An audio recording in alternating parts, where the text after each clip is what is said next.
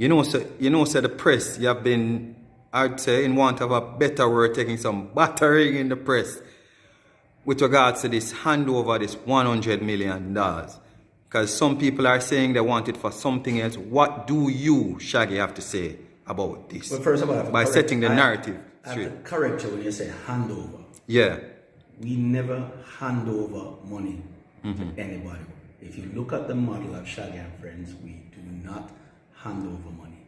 We always buy equipment, right? If there needs to be repairs, we do repairs. If we're on a project like when we build the cat lab, they built the cat lab and we furnished it with the machines. It has always been our model from day one, right? We owe that to our donors, who that was the narrative, right? That has been the model. That's what they invest in when they donate. So we cannot stray from that.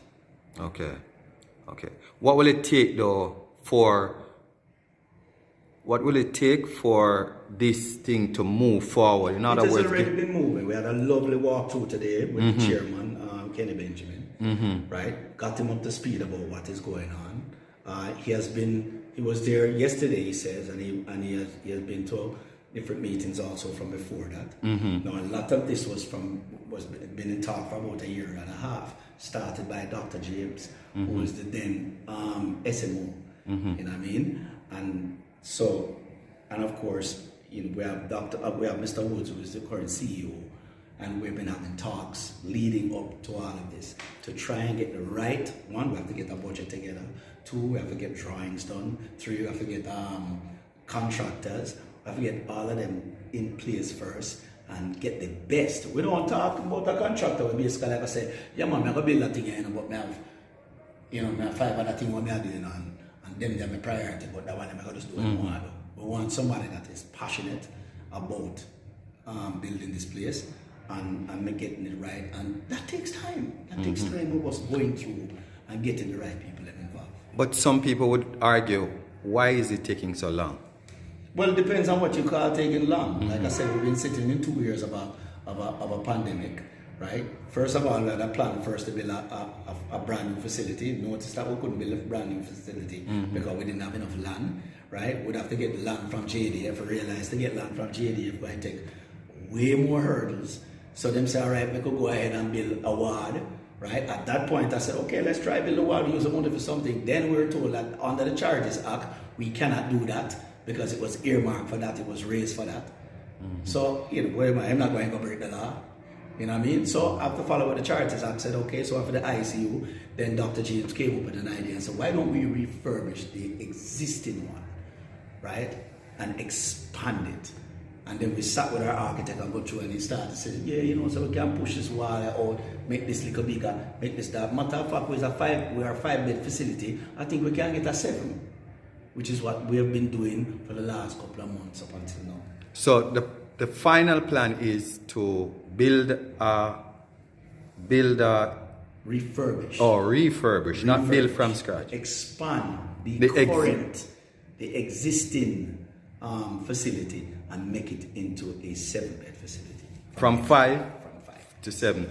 And it will also have, based on our conversation previously, it will also have an better offices, better storage rooms, better pharmacy inside of the place, better place for the parents then to come that they can grieve. That is what I was going. Lounges, stuff like that. We're trying to make it work. What about accommodation for the parents? Because as far as accommodation, I don't think we'll be able to get that in there. Okay. It might be a 1 or 2 per people, but I don't think it's that I think would have to be a separate project. Okay. And again, you run into the same problem where you might find land.